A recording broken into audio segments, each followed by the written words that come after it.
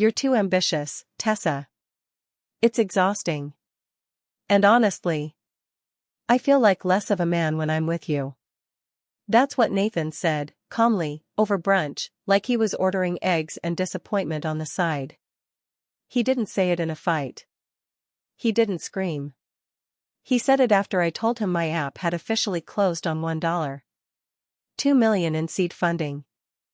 I had worked for that moment for 3 years, sleepless nights, weekend sprints, networking events where I drank warm wine just to meet investors who wouldn't remember my name. I thought he'd be proud.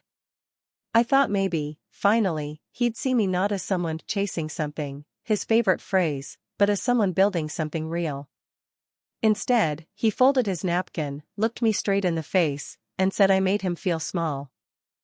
Before we get to the breakup, and everything that followed, let me tell you what life looked like before that brunch wrecked everything. We met at a birthday party. Not mine, some mutual friend who now sells candles shaped like pine cones.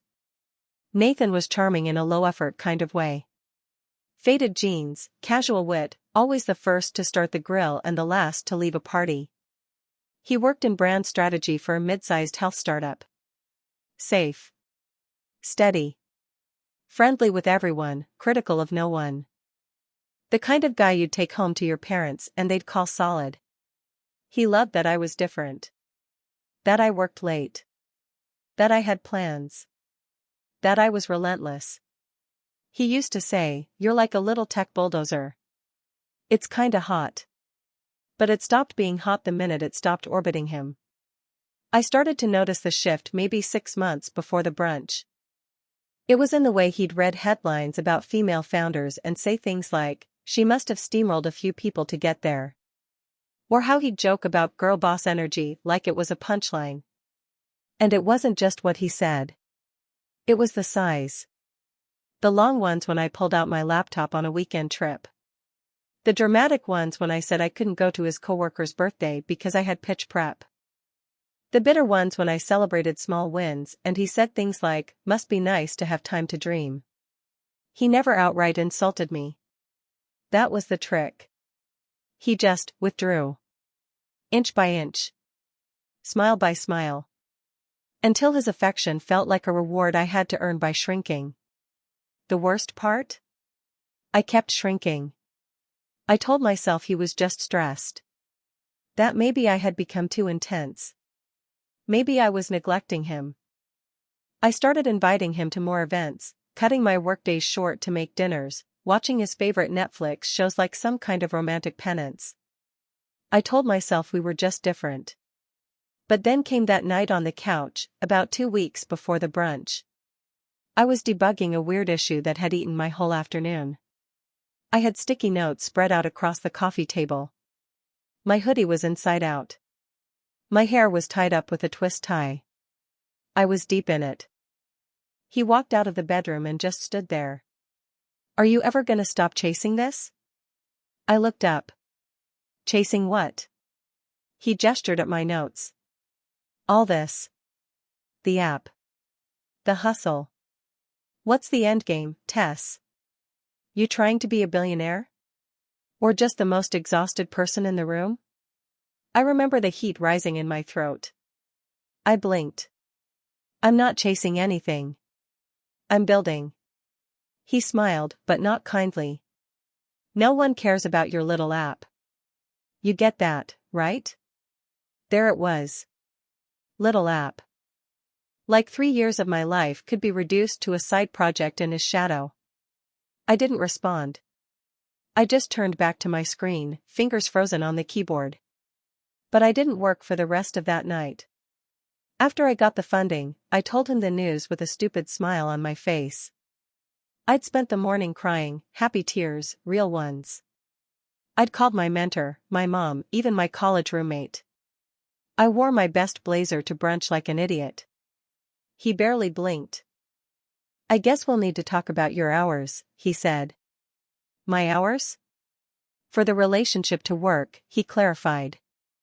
"I just don't want to come second forever." Second to what, Nathan? To myself? Later that week, I met my friend Mia for coffee. I hadn't told her everything yet, but she'd been watching it unfold for months, the excuses I made, the way I downplayed things. She let me talk for 5 minutes straight without interrupting. When I paused, she said, "Tessa, babe. This man told you your ambition is a flaw. He's not your partner. He's your gravity." I laughed, but it cracked. Mia leaned in. "You've spent 2 years building a rocket. Don't let a man who can't build a paper airplane tell you how to fly." That's when I knew it was over. So I ended it. Quietly. Kindly. Respectfully. I didn't trash him to friends. I didn't throw his stuff on the lawn. I just told him the truth. I needed someone who didn't see my success as an insult. He said I was giving up too fast. I said, "No, you are."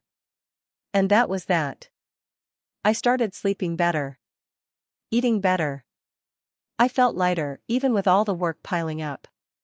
And then, 2 weeks later, almost to the day, I got a message from him. "Hey, congrats again on the funding. If you're hiring, I'd love to help out. I've got marketing experience and could use something new." I read it 3 times, mouth half open. He wanted a job. After everything, the size, the passive aggression, the ego bruises, this man thought I'd hire him? I put my phone down slowly and just stared at the wall. A full 60 seconds passed before I smiled. Not a big one. Just a small, sharp one. If he wanted a job, I'd give him one. One day. One very specific, unforgettable day. And then I'd show him exactly what too ambitious looks like.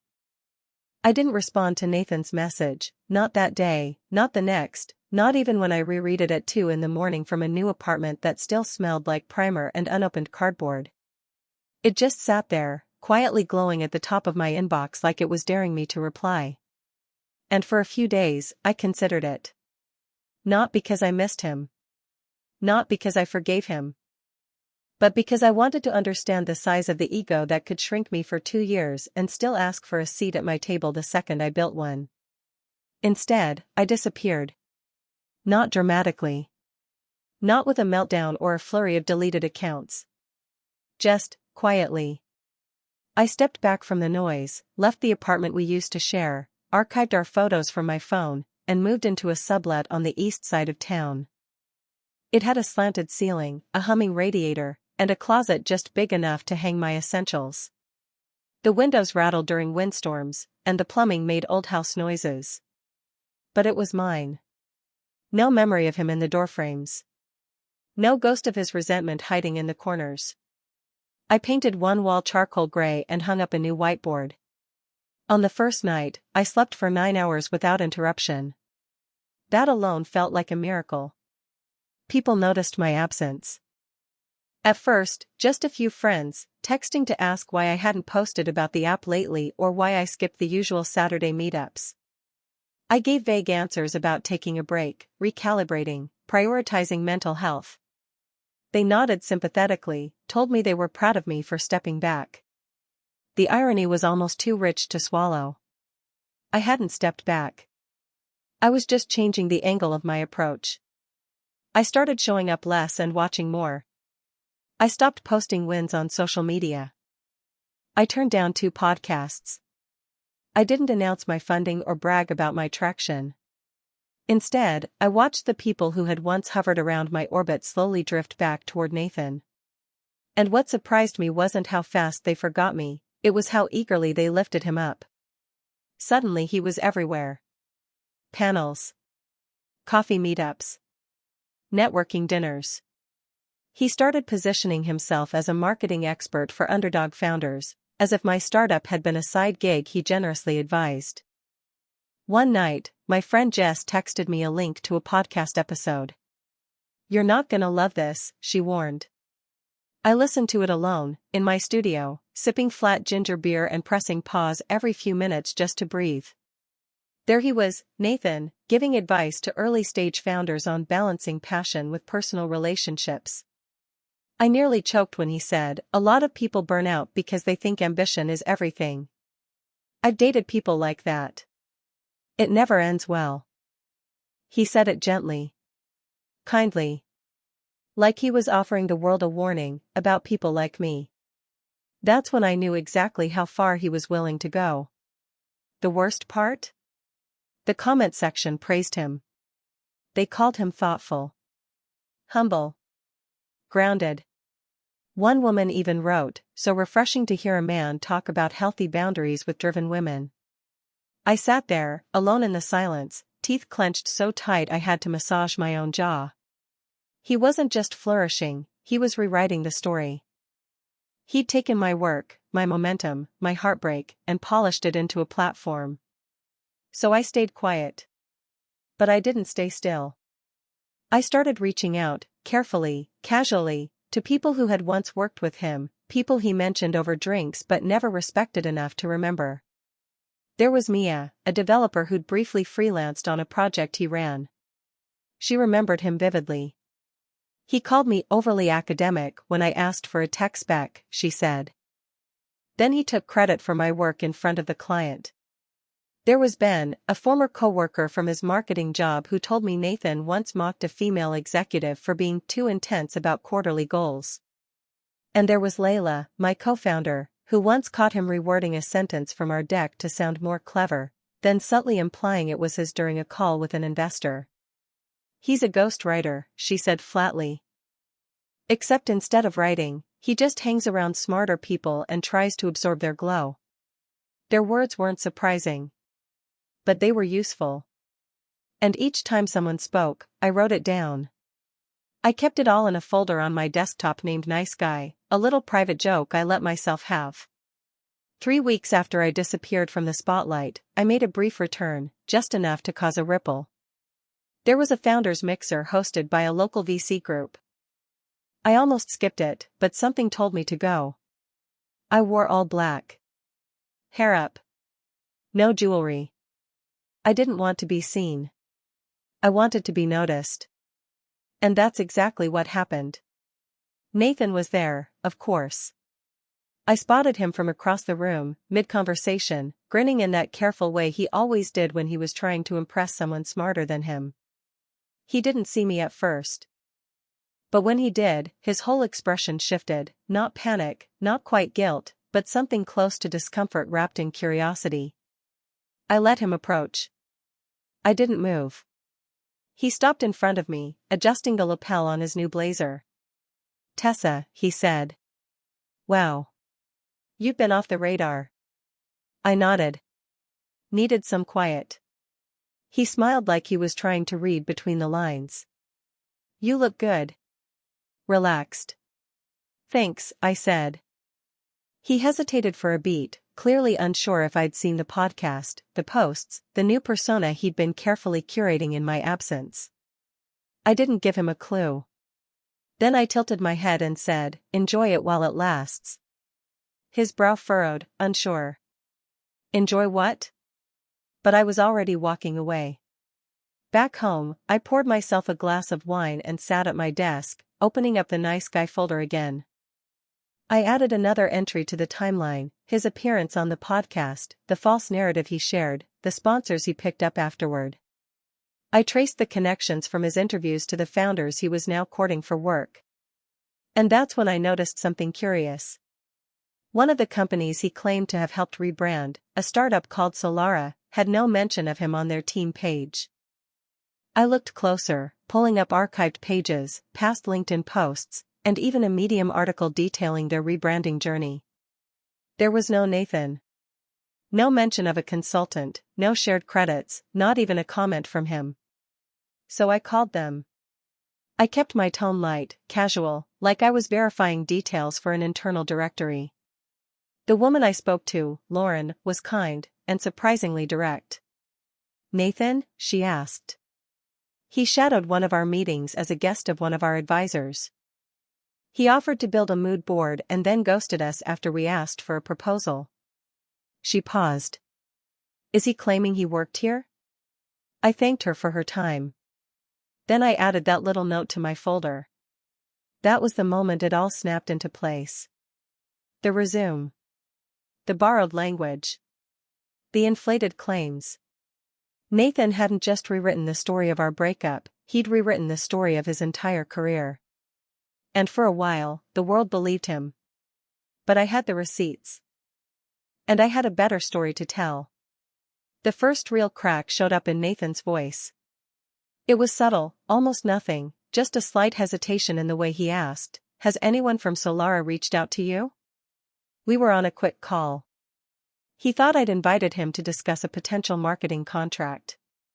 What he didn't realize was that I already knew he'd been lying to people about working with that company. Solara hadn't reached out yet, but they didn't need to. I'd already spoken to their lead designer, who confirmed exactly what I suspected. Nathan contributed nothing but a mood board and 2 paragraphs of recycled fluff. Still, I played it cool. I told him no one had contacted me. I kept my tone light, even kind. But the pause, that fraction of a second before he changed the subject, was all I needed. It told me he was starting to feel it. And I wasn't going to stop. I knew better than to push too fast. I needed him to keep trusting me, or at the very least, underestimating me. So I didn't press. I scheduled a follow-up call for the next week, told him I'd send over a project outline, thanked him for being flexible. He responded with a casual "of course, always down to help," followed by a smiley face. But underneath it, I could sense it, the tension. The part of him that was starting to wonder what I knew, and how much I was willing to say. What he didn't know was that I'd already been saying a lot. Just not to him. Over the past 2 weeks, I'd reached out, quietly, intentionally, to people in his outer circles. Not just the ones he'd name-dropped before, but the ones he thought he'd impressed enough to carry his reputation forward without question. One of them was a junior associate at a small startup accelerator. I'd mentored her for a summer program last year, and she still remembered how Nathan once corrected her pitch deck in front of a panel, even though he wasn't invited to give feedback. He said I should make it less technical, she told me. Then he added a motivational quote in giant font and said it would pop better. Another was a recruiter from a creative agency where Nathan claimed to have run strategy. When I asked her, casually, over lunch, if she remembered working with him, her face wrinkled in confusion. "He freelanced one time," she said. "Built half a deck and missed the deadline. We never brought him back." Each conversation became another tile in the mosaic I was building. I wasn't collecting stories for revenge anymore. I was building a record. A pattern. Something undeniable. I wanted the truth to feel like gravity when it landed. But even with all of that in motion, I still waited. Because the moment Nathan suspected anything, he'd retreat. And I needed him to keep talking. Keep bragging. Keep digging. He did. He posted on LinkedIn about the exciting new project he was working on, which, of course, was my company. He didn't name it directly, but the language was clear enough for anyone who knew us both. Working with a brilliant team on launch messaging for a next-gen productivity platform, he wrote. Helping early-stage founders clarify their vision. The post got 50 likes. A few compliments. A small buzz. I watched silently as he rode that tiny wave, responding to every comment like he was someone important. But not everyone bought it. One of the comments came from Mia, the developer he once ignored in a project thread. I'd spoken to her weeks ago. Her comment said, "Oh cool, didn't realize you were back in the startup scene, which platform?" No exclamation point. No emoji. Just curiosity with a surgical edge. He didn't respond. In fact, the comment was gone the next day. That told me everything. The middle of that week, he emailed me to confirm the scope of work. He used buzzwords like alignment, strategic differentiation, and founder-first tone, which made me laugh out loud. It was like he was playing dress-up in a language he didn't fully understand. I didn't respond right away. I let him wait. Just long enough for him to feel unsure. Just long enough for the silence to echo. Then I got a message from someone I hadn't expected. It was a venture partner I knew vaguely, a woman named Vanessa I'd met at a demo day last year. She was sharp, kind, and allergic to nonsense. Her message was short: someone on my team flagged a consultant claiming affiliation with your product. Nathan Woods. Just checking if that's legit. I stared at the screen for a full minute. Then I responded, we're in early talks, nothing finalized. Good instincts. I didn't need to say more. But I could feel it happening. The slow ripple. The way his name was starting to ping off the walls in places that mattered. Not with accusations. Not with scandal. Just with questions. Quiet ones. From the kind of people who could sniff out fakes long before they made a mess.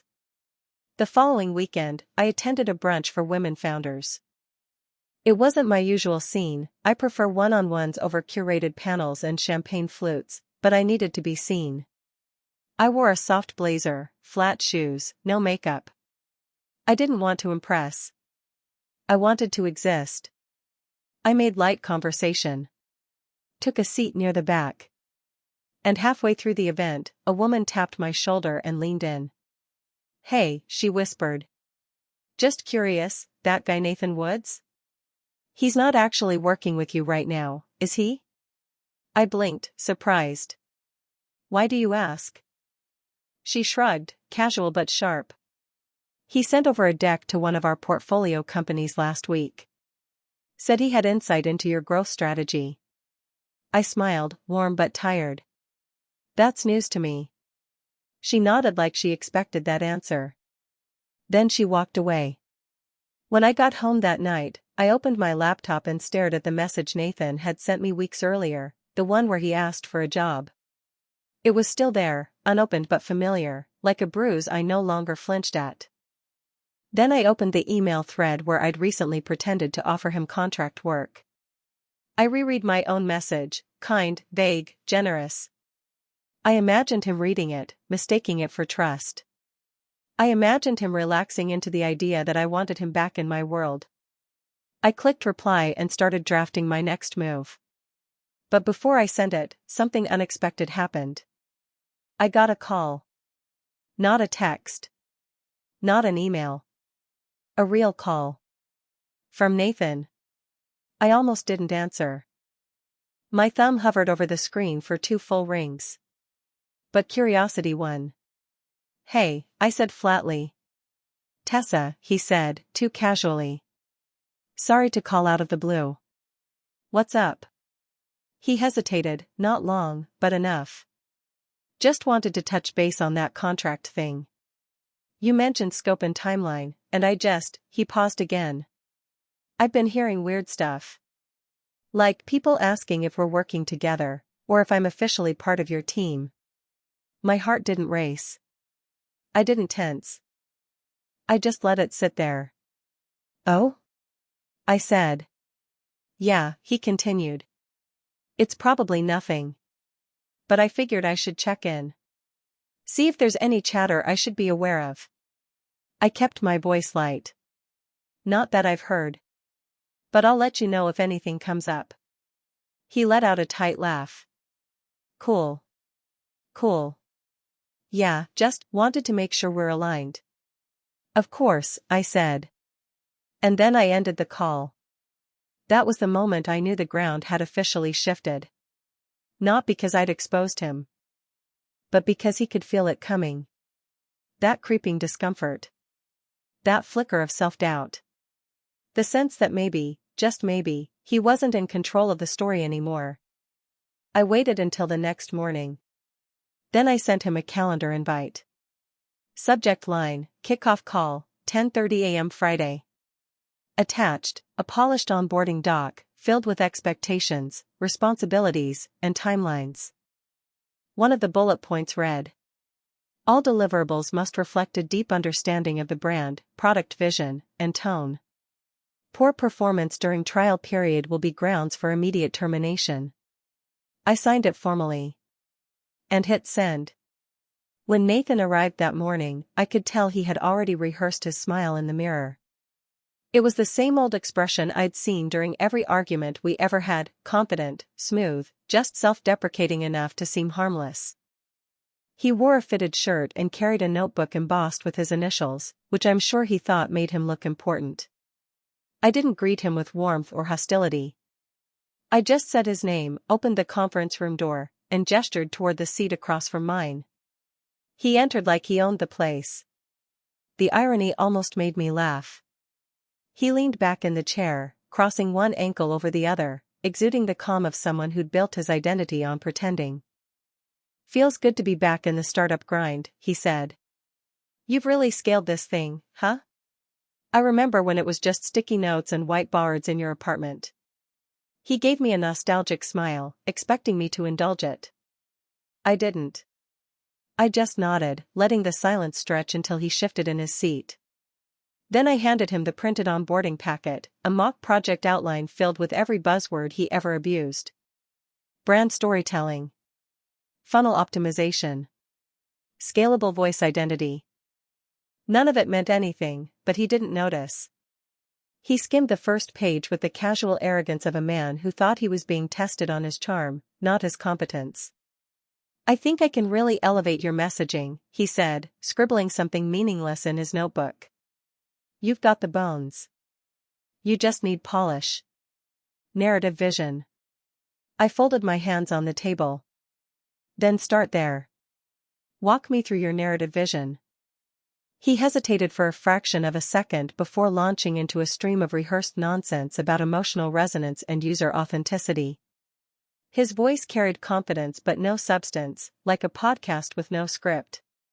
He kept glancing at me for approval, waiting for me to smile. I didn't. When he finished, I asked him to write a tagline for the hypothetical product. He nodded, wrote for a long minute, and slid it across the table. I looked down and read aloud, connecting humans through human experiences. I met his eyes. "That's your tagline?" He straightened. "It's conceptual. It's meaningless," I said softly. "Try again." I could see his jaw tighten. He laughed lightly, but his eyes didn't match the sound. "You've gotten tougher," he said, as if it were a compliment. "I like it." "Do you?" I asked. "Because it seems to make you uncomfortable." For the first time all morning, he didn't have a quick comeback. He adjusted his sleeve cuffs, then tried to redirect. "Look, I don't think we need to nitpick the small stuff. Once I have more context, I'll hit a groove.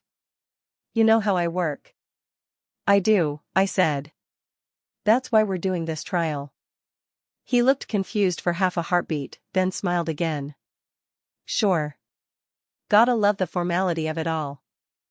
What he didn't know, what none of them knew, was that I had been preparing this for weeks. I'd spent hours constructing a believable but entirely fake project brief, complete with internal links, mock files, and staged Slack channels. Every employee involved knew exactly what was happening. I'd briefed my junior product manager, Elise, to test him with direct, technical questions. I'd asked our copywriter to intentionally leave gaps in the mock campaign so he'd have a chance to contribute. Every move was calculated to reveal exactly what he was: empty confidence and stolen language. By noon, it was unraveling. Elise reported that he couldn't explain half the terms in the creative brief. He'd answered one of her questions about A/B test variables with a vague reference to trusting intuition. When she pressed him, he said, "Sometimes you just gotta go with your gut." She told me later that she had to bite her lip to keep from laughing. I didn't laugh when she said it. I just nodded, because the plan was working. After lunch, I asked him to lead a mock brainstorming session with two of my team members, both in on the plan, and it became painful to watch. He interrupted them constantly, rephrased their ideas as his own, and made condescending comments about female founders overcomplicating things. My designer texted me mid-meeting, "He's imploding in real time." I stayed in my office, pretending to review investor notes, while letting him bury himself.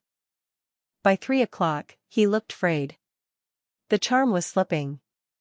His collar was damp, and his voice had lost that confident rhythm. He knocked on my door, smiling too wide.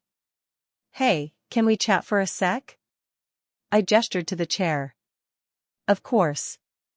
He sat, ran a hand through his hair, and said, "I'm sensing some weird energy today. I don't know if it's just me, but it feels like people are being overly critical." "Overly critical," I repeated. "Yeah," he said quickly. "Like, I get it, it's a trial, but it's hard to show your best when you're being nitpicked.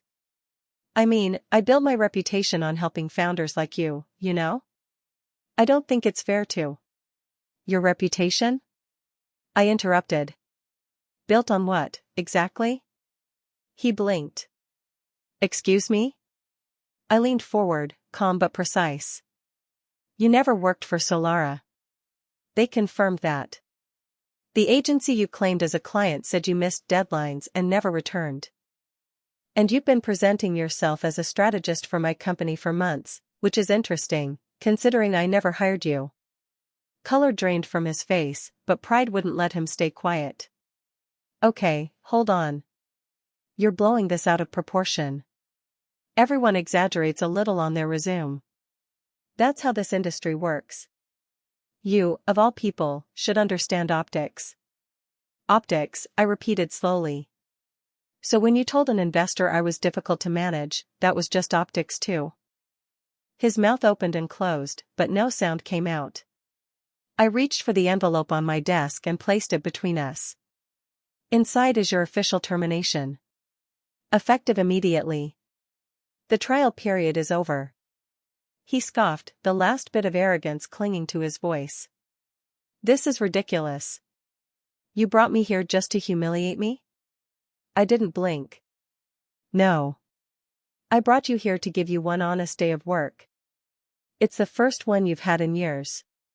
He stood abruptly, voice rising. "You think this makes you powerful? You think this fixes anything?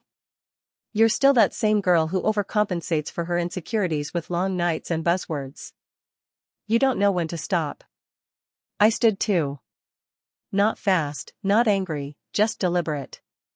"No, Nathan. I know exactly when to stop. Right now." For a long moment, we just stood there. His breathing was sharp and uneven, his hands twitching like he wanted to throw something but knew better. Then he looked around, desperate to find something to hold on to, a sliver of control, a reason to feel bigger.